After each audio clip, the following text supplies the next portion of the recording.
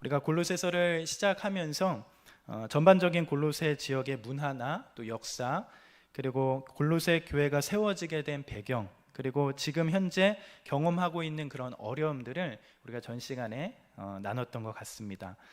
이 골로새 지역은 로마 제국 시대의 주요한 도로들이 이 지역을 통과하게 되면서 이 지역을 통과하는 사람들을 통하여 최근의 사조들을 접할 수 있는 그런 장점이 있었지만, 반면에 다양한 사람들과 또한 종교와 철학들이 번성하게 되어지고, 그로 인해서 혼합주의적인 어떠한 성격들이 이 골로새 그리스도인들에게 큰 영향을 주게 되었습니다. 그러한 이유로 이 골로새 교회에 어려움이 찾아오게 되었고, 사도 바울은 그러한 소식을 듣고 결정적으로 이 서신을 골로새 지역에 있는 성도들에게 보내게 되는 그런 목적이 된다고 말씀을 드렸죠. 또한 사도 바울은 이 골로새 교회와 성도들의 얼굴을 한 번도 본 적이 없습니다. 또한 이 골로새 지역을 방문한 적도 없습니다. 이 골로새 교회는 그 지역 출신인 오늘의 말씀에서 나오는 본문의 말씀에도 있지만 에바브라라는 사람을 통해서 세워지게 되었지요. 이 에바브라는 사도 바울이 에베소 지역에 3년 가까이 머물러 있을 때, 그때 사도 바울의 통하여서 복음을 듣게 되어지고 회심을 하였습니다. 그러고 나서 에바브라는 자신의 출생 지역인 이 골로새 지역으로 돌아가 복음을 전하게 되어지고 교회를 세우게 되었습니다. 에바브라는 골로새 지역에 세운 이 교회 안에 일어난 위험하지만 다루기 어려운 문제들에 대해서 사도 바울의 도움을 받기를 원했습니다. 그래서 그는 사도 바울이 복음을 위해서 투옥이 되었던 그곳에 찾아갔지만 함께 사도 바울과 옥에 갇히게 되는 상황에 놓이게 되어지지요. 그래서 결국에는 이 에바브라는 사도 바울이 써준 이 서신을 들고 골로새 지역으로 갈 수는 없었고, 결국 사도 바울의 그의 동역자인 두기고를 통해서 이 일이 진행되게 되어집니다. 그러면서 이 골로새 지역의 교회와 성도들이 지금 이렇게 우리가 함께 읽고 있는 이 서신을 받아보게 되었습니다. 그러면서 사도 바울은 골로새 성도들을 향하여 이렇게 서신을 보내면서 서신의 본론으로 들어가고 있습니다. 사도 바울은 이렇게 서신을 시작하지요. 오늘 말씀 골로새서 1장 3절 말씀을 한 번 더 같이 읽어보겠습니다. 시작. 우리가 너희를 위하여 기도할 때마다 하나님 곧 우리 주 예수 그리스도의 아버지께 감사하노라. 사도 바울이 이제 서신을 열어가면서 골로새 성도들을 위해서 이 편지를 써가는데 어떻게 시작을 합니까? 우리가 너희를 위하여 기도할 때마다 하나님 곧 우리 주 예수 그리스도 아버지께 감사한다 라고 이렇게 서신을 시작합니다. 이 부분을 우리가 원문에 가깝게 해석을 다시 하게 되면, 우리는 너희를 위하여 기도할 때에 항상 우리 주 예수 그리스도의 아버지께 감사를 드린다 라고 이렇게 재해석을 할 수가 있게 됩니다. 사도 바울은 자신뿐만 아니라 함께 동역하고 있는 모든 사람들이 모일 때마다, 정기적으로 기도할 때마다 항상 골로새 교회를 생각하며 기도하며 항상 우리 주 예수 그리스도의 아버지께 감사를 드린다라고 이렇게 고백을 하고 있는 것이지요. 사실 사도 바울은 이렇게 편지를 쓰고 있는 이 상황은 여러분들이 잘 아시는 것처럼 그리 편한 상태가 아닙니다. 아시다시피 복음을 전하다가 지금 어디에 갇히게 됐죠? 감옥에 갇히게 되었습니다. 그렇게 당연히 골로새 교회 성도들을 볼 수도 없는 그런 상황에 놓여 있게 되지요. 그리고 편하게 감사를 한다거나 기도할 상태는 더욱이 아니라고 생각이 듭니다. 자신의 미래가 보장되어 있는 것도 아니고 한 치 앞을 볼 수 없는 그런 상황 가운데 바울은 현재 그가 사랑하는 교회를 향하여 기도를 하고 있다라는 것입니다. 그것도 그냥 기도하는 것이 아니라 감사의 기도를 우선적으로 드리고 있다라는 사실입니다. 그리고 심지어 사도 바울은 이 골로새 성도를 한 번도 본 적이 없다라고 말씀드렸어요. 그저 에바브라를 통하여 들었던 사람들입니다. 그런데 사도 바울은 이 골로새 성도들을 향하여 기도할 때마다 항상 하나님께 감사를 하며 기도를 하고 있다라고 이렇게 고백을 하고 있습니다. 과연 이런 상황이 된다면 여러분들 가운데 이러한 상황들이 된다면, 막 내가 감사할 수 없고 옥에 갇혀 있고 나의 상황이 정말 쉽지 않은 그런 상황이 된다면 정말 사도 바울과 같이 이렇게 기도를 할 수 있을까? 한번 생각을 해보셨으면 좋겠어요. 저도 이러한 성경을 읽어가면서 내가 만약에 사도 바울의 삶이라면 정말 사도 바울처럼 이렇게 감사의 기도를 쏟아낼 수 있을까? 그런 생각이 들기도 합니다.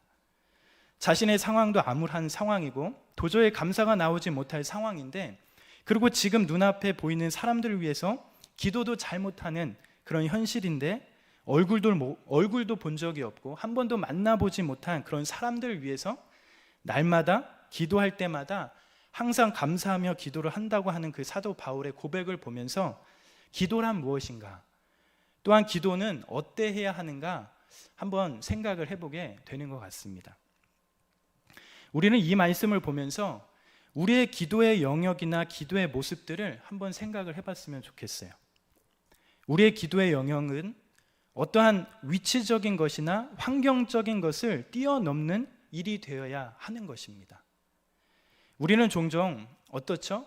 내가 지금 바빠서, 때로는 내가 기도할 수 있는 시간이 안 돼서, 기도가 할 수 없어서, 내가 지금 기도할 입장이 아니고, 또는 나는 그 사람을 잘 모르는데, 또 때로는 나랑 그 사람이랑 아무 상관이 없는데, 이렇게 생각을 하면서 자꾸 기도의 끈을 놓게 되는 경우가 종종 있는 것 같습니다. 그저 나를 위한 기도, 나를 향한 기도에 머물러 버리기도 하지요. 사도 바울의 고백을 통해서 우리가 기도를 배우게 되는 것은 우리의 기도는 어떤 위치적인 것이나 환경적인 것을 뛰어넘는 일이 되어야 한다는 것을 배우게 됩니다. 우리의 기도의 관점이 나만 보는 것이 아니라 나를 뛰어넘어 그런 기도의 관점들이 생겨나야 된다는 그 사실을 사도 바울의 기도의 모습들을 보면서 우리가 배우게 된다는 것입니다. 더불어 우리의 기도의 내용들을 한번 곰곰이 생각을 해봤으면 좋겠습니다. 우리의 기도의 내용들 가운데 여러분 무엇이 제일 많지요? 여러분의 기도의 내용 가운데 여러분들은 어떤 것들을 많이 기도하십니까? 가만히 보면 하나님 이것 좀 해주세요. 이것이 불만이에요? 이것이 불평거리가 돼요? 이것만 해결되면 정말 하나님 잘 섬길 수 있을 것 같은데, 이 부분만 해결이 된다면 정말 신앙생활을 잘할 수 있을 것 같은데 라고 하면서 어쩌면 자신의 신변의 보장과 안위를 위해서 기도를 많이 하게 되는 것 같습니다. 저 같은 경우에도 상당히 이런 어떠한 탄식과 간구에 대한 기도가 많은 것을 보게 됩니다. 그런데 사도 바울을 우리 가만히 한번 살펴보게 되어지면 사도 바울은 기도할 때마다 어떤 기도를 했다고 말씀하고 있습니까? 항상 하나님께 감사했다라고 이렇게 밝히고 있습니다. 자신의 처한 상황이나 환경들을 보면 그것이 개선되기 위해서 기도할 때마다 탄식하며 간구의 기도를 했을 것 같은데 사도 바울은 그러지 않았다라는 것입니다. 왜 그렇게 할 수 있었을까요? 사도 바울의 상황이 정말 열악하고 험한데 탄식과 간구의 기도보다 그저 하나님께 감사의 고백들이 어떻게 하면 이렇게 나왔을까? 오늘 말씀에서도 사도 바울이 고백한 것처럼 누구에게 기도할 때마다 감사를 하지요? 누구에게 하고 있습니까? 누구한테 하고 있죠? 하나님께 하고 있어요. 하나님께 기도하며 감사를 하고 있다는 사실입니다. 즉 사도 바울 중심의 삶에는 항상 누가 있는 것입니까? 하나님이 계신 것이에요. 항상 하나님이 계셨다는 것을 알 수 있습니다. 그가 비록 감옥에 갇혀 앞으로의 미래가 불확실하지만 이 모든 상황과 환경들이 하나님께서 인도하시며 이끌어 가시고 하나님께서 함께 계시기 때문에 사도 바울은 그저 감사의 고백이 나올 수밖에 없었다는 사실입니다. 우리의 기도의 대상이 되시는 분은 우리의 수고의 노력에 따라 차등으로 기도 제목을 들어주시는 그런 분이 아니라 우리 주 예수 그리스도의 아버지, 우리를 죽기까지 사랑하셔서 아무 공로 없이 그의 아들인 예수 그리스도를 우리에게 보내주신 그 분이 우리 하나님이라는 사실입니다. 사도 바울은 그 하나님, 나의 기도의 대상이 되신 그 하나님을 너무나도 잘 알고 있었기 때문에 사도 바울의 입속에서는 기도의 간구와 탄식보다 뭐가 흘러나옵니까? 감사가 흘러나오게 된다라는 사실입니다. 우리의 기도의 내용 가운데 탄식과 간구의 기도도 당연히 해야 합니다. 당연히 해야 합니다. 마땅하지요. 그러나 우리를 구속하신 그 구원의 은혜에 감사하며 찬양과 영광을 돌리며 감사의 기도를 드리는 것이 너무나 중요한 기도의 내용이다라는 그 사실을 사도 바울의 고백을 통해서 우리는 배우게 되는 사실입니다. 자, 그러면서 사도 바울은 구체적으로 골로새 성도들을 위해서 무엇을 감사하며 간구하고 기도하고 있다라고 밝히고 있습니까? 무엇 때문에 항상 하나님께 감사하며 기도한다고 밝히지요? 오늘의 말씀 골로새서 1장 4, 5절 말씀을 한번 같이 읽어보도록 하겠습니다. 시작. 이는 그리스도 예수 안에 너의 믿음과 모든 성도에 대한 사랑을 들었으며 너희를 위하여 하늘에 쌓아둔 소망으로 말미암음이니 곧 너희가 전에 복음 진리의 말씀을 들은 것이라. 사도 바울은 골로새 성도들에 대한 뭘 들었죠? 그들의 믿음의 소문을 들었습니다. 그리고 또한 서로를 향한 어떤 이야기를 들었죠? 사랑의 이야기를 들었어요. 또한 그들을 위하여 하늘에 쌓아둔 소망의 이야기를 들으면서 그것으로 인하여 기뻐하며 감사하고 있다라고 이렇게 고백을 합니다. 즉 우리가 잘 아는 것처럼 뭐에 대해서 감사하는 거죠? 믿음, 사랑, 소망 때문에 사도 바울은 골로새 성도들 안에 이 믿음과 사랑과 소망 때문에 감사하고 있다라는 사실을 우리는 알 수 있게 됩니다. 사실 믿음과 소망과 사랑은 하나님께서 한 영혼을 위하여 일하실 때 그 사람을 간섭하시고 만나 주신다는 표시와 증거가 될 수 있는 것입니다. 믿음과 사랑과 소망이 하나님 편에서 한 영혼을 찾아와 만나 주시고 복을 주시는 중요한 표시와 증거가 될 때에 또 다른 한편에서는 주님을 믿는 성도들이 이 땅에서 누릴 수 있는 경험 중에 중요한 부분이 되기도 합니다. 그것이 뭐지요? 믿음과 사랑과 소망입니다. 주님께서 우리를 만나 주시고 또한 우리가 주님을 만나 주님이 우리 생에 들어오시면 우리의 삶 속에 이러한 믿음과 사랑과 소망이 풍성하게 경험이 된다라는 것이죠. 사도 바울은 우선적으로 골로새 성도들을 향하여 기도하면서 첫 번째로 기도하는 것은 하나님께 감사하게 되는 것은 뭐 때문에 감사하죠? 그들의 믿음 때문에 감사합니다. 그런데 그 믿음을 사도 바울은 어떻게 표현하고 있죠?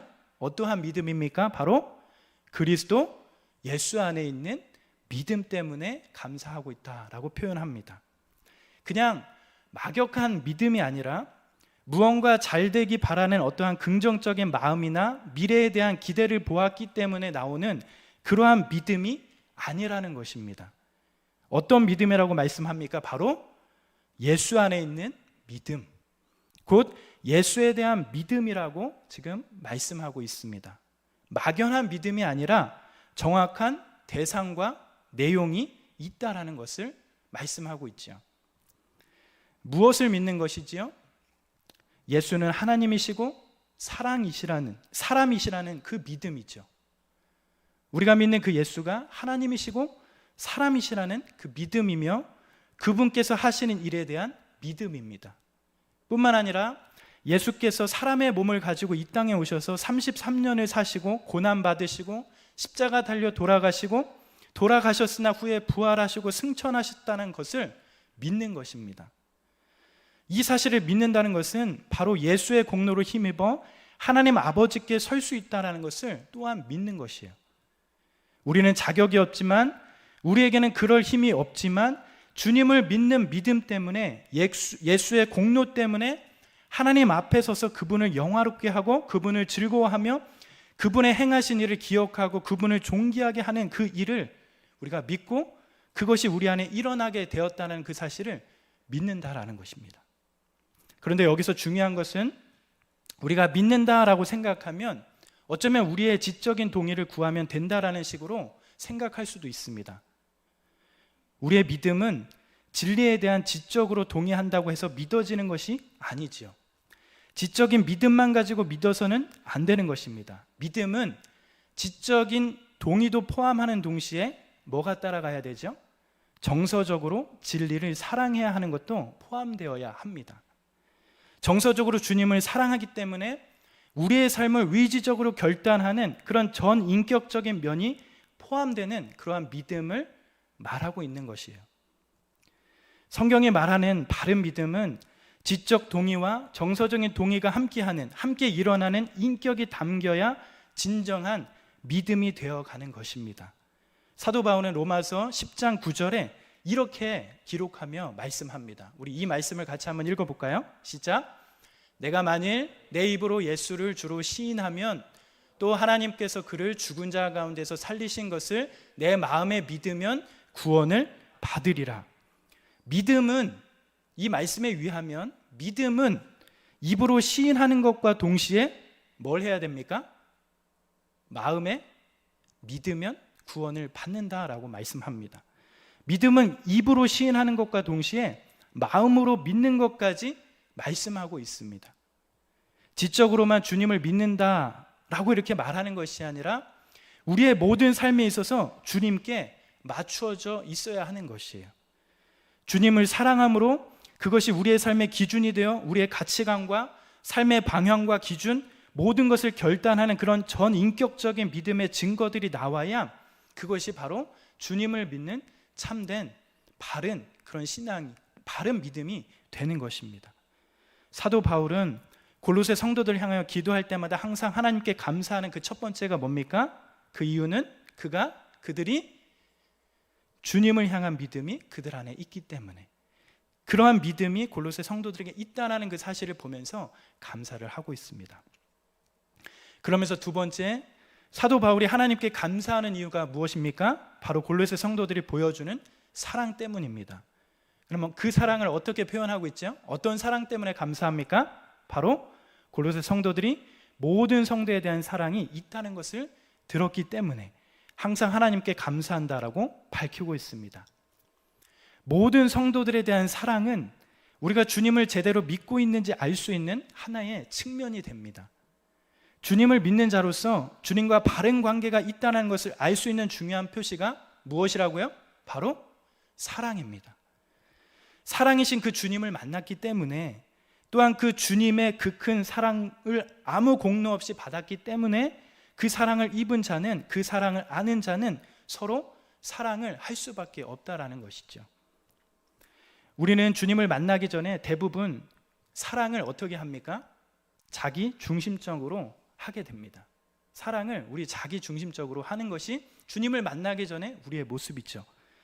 그것은 죄를 가지고 태어난 모든 인생의 근원에 깔려있는 인간의 모습입니다. 늘 변덕스럽고 쉽게 바뀌고 뭔가 자기에게 이득이 생겨야만 사랑할 수 있는 그런 존재, 전혀 사랑을 하는 것에 손해보지 않으려고 하는 것이 주님을 만나기 전에 우리의 모습입니다. 과학이 아무리 발전해도, 여전히 사회가 발전하고 시대가 부유해진다 하더라도 여전히 사랑에 목말라 하며 끝까지 책임 있게 사랑해 줄 수 있는 자들을 우리는 어떻게 하죠? 찾게 됩니다.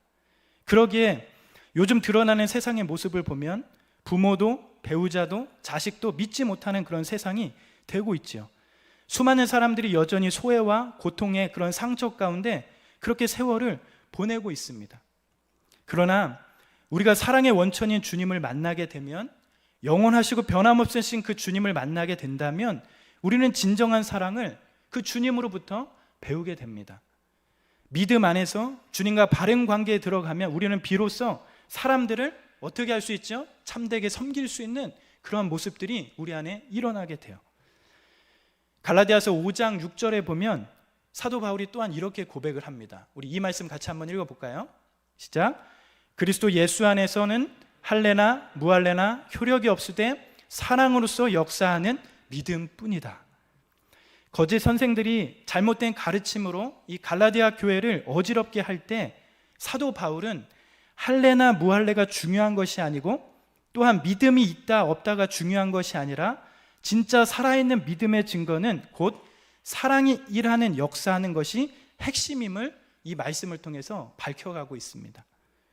주님을 믿는 자로서 주님과 바른 관계가 되어간다는 것은 우리 안에 바로 이 사랑이 자라나는 것입니다. 사도 바울은 이러한 사랑의 모습을 골로새 교인들의 모습 안에 있다는 것을 확인하면서 지금 어떻게 하고 있어요? 감사를 하고 있습니다. 골로새 성도들은 이런 면에서 모든 성도를 향한 그런 사랑들이 자라나고 있다는 것입니다. 자, 그러면서 사도 바울은 마지막으로 골로새 성도들을 향하여 하나님 앞에 감사하는 이유를 밝히고 있죠. 그것이 무엇 때문에 그렇죠? 바로 소망의 이야기 때문에 그렇습니다. 바로 그들을 위하여 하늘에 쌓아둔 소망으로 인하여 감사를 하고 있다라고 밝히고 있습니다. 이 소망은 주님을 믿는 자들이 이 땅을 살아가는 동안 더욱 믿음으로 살고 또한 사랑으로 살 수 있도록 만들어주는 그런 동력이 됩니다. 무엇이요? 바로 이 소망이 그렇게 된다는 것이에요. 즉 골로새 성도들이 예수 안에 믿음을 지키고 또한 모든 성도들을 사랑할 수 있는 힘을 만들어주는 동력이 바로 이 소망에 대해서 사도 바울은 감사를 하고 있습니다. 성경이 말하는 소망은 흔히 사람들이 말하고 생각하는 그러한 희망사항이나 막연한 기대를 표현하는 것이 아닙니다. 성경이 말하는 소망은 확실히 이루어지는 것을 말합니다. 틀림없이 이루어지는 것을 성경은 소망이라고 표현합니다. 그것이 무엇이죠? 예수께서 세상에 다시 오시는 것입니다. 주님께서 2000년 전 세상에 오셨던 것처럼 이 땅에 다시 오셔서 우리의 삶을 온전하게 회복시키는 순간이 온다라는 그런 확실한 실현을 우리는 소망이라고 표현합니다. 우리는 이 땅을 살아가면서 수많은 그런 아픔과 고통을 안고 살아갑니다. 기쁘고 행복해서 여한이 없다 하는 순간, 그 순간이 찾아오지만 언제나 근심과 걱정이 한쪽 귀퉁이를 비집고 들어오는 것이 이 땅의 우리의 삶이죠. 지금은 행복한 것 같지만 어느 순간 돌아보면 고통이 찾아올 때가 있어요. 그게 우리의 삶이죠. 그런데 주님께서 다시 오시면 눈물도 탄식도 아픔도 없는 새 하늘과 새 땅이 일어날 것입니다. 더불어 몸까지도 영광을 담아 말할 수 없는 그 종기가 우리 앞에 펼쳐질 것입니다. 우리가 이 세상에서 경험하는 것은 본질이 아니지요. 본질의 일부이지 대부분은 어떻게 되어 있죠? 이미 하늘에 쌓여 있습니다. 주님께서 이 세상에 다시 오실 때 그 날에 주님께서 가지고 이 땅에 다시 오실 것입니다. 그러한 확실한 소망이 우리 가운데 존재하기에 이 땅에서 살아갈 때에 사랑하기를 지치지 않고 또한 믿음으로 예수를 신뢰하고 의지하기를 쉬지 않고 살아갈 수 있다라는 것이 바로 이 소망 때문에 그러한 일들이 일어나게 된다는 것입니다. 성경은 우리에게 전합니다. 지금의 삶도 중요하지만 하나님 나라에 비하면 너무 작은 것에 불과하다고 말씀합니다. 중요한 것은 이미 하늘에 쌓여 있다고 그렇게 말씀합니다. 이 땅에서 살다가 인생이 끝나는 것이 아니지요. 육신의 장막은 무너질지라도 우리의 영혼은 영원하다는 것을 알아야 합니다. 그래야 우리가 이 땅을 균형 있게 살 수 있는 힘이 여기서 나오게 되는 것이죠. 눈에 보이고 만져지는 것들을 위해서 사는 것이 아니라 우리의 삶의 목표가 영원한 것, 보이지 않는 것, 가치 있는 것, 이것을 위해 살아야 한다는 그 사실을 우리는 알 수 있습니다. 그것이 주님을 믿는 자들을 향하여 믿음을 만들어내며 더불어 모든 사람을 사랑할 수 있는 힘을 만들어내는 것입니다.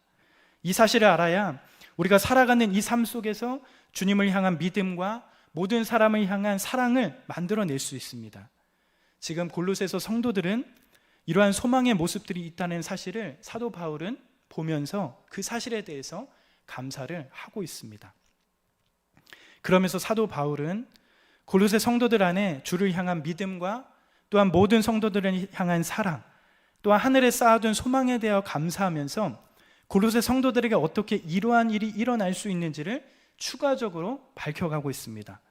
어떻게 골로새 성도들에게 이 믿음과 사랑과 소망이 이렇게 풍성할까? 이렇게 자라갈 수 있을까?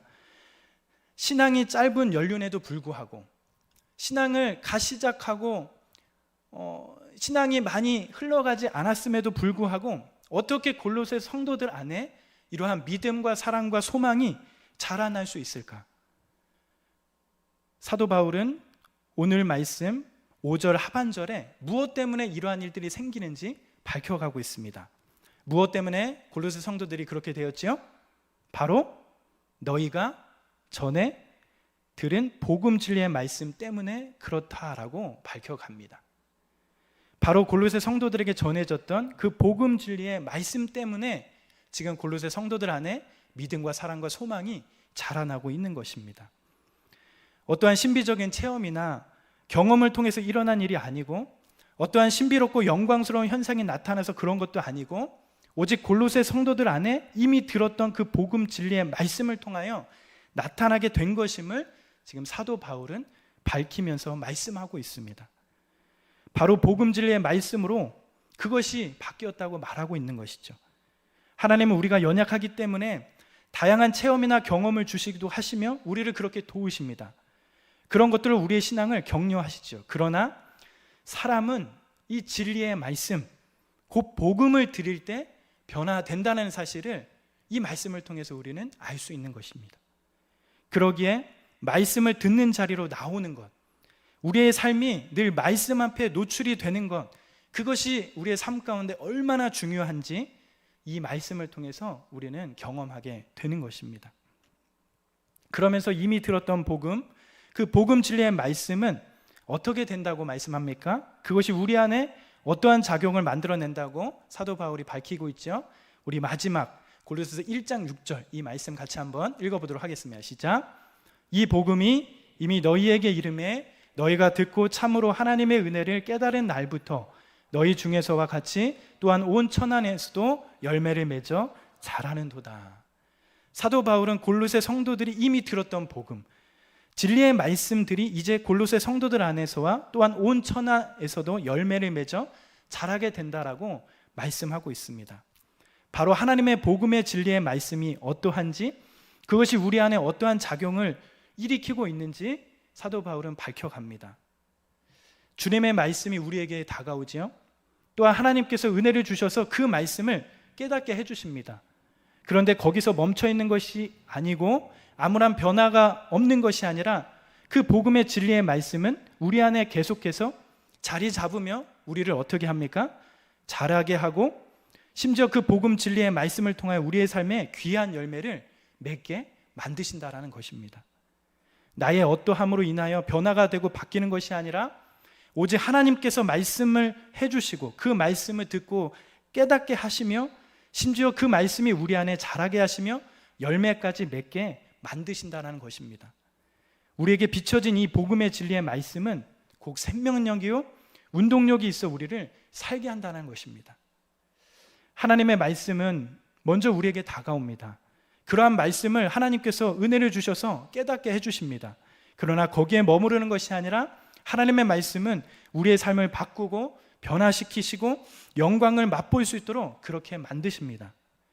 골로새 성도들이 소유한 이 믿음, 또한 사랑, 또한 소망이 그들 삶 가운데 있는데, 그것은 바로 다른 어떠한 것을 통해서 그들에게 주어진 것이 아니라 또한 어떠한 신비적인 체험이나 경험, 경이로운 일들로 인해서 일어난 사건이 아니라 바로 그들이 믿고 있는 복음, 하나님의 말씀이 그들에게 임하였고 또한 깨달아졌으며 그 깨달아진 말씀이 그들 가운데 열매를 맺어 자라게 됨을 통하여 골로새 성도들의 모습 가운데 나타나게 되어진다고 사도 바울은 밝히고 있습니다.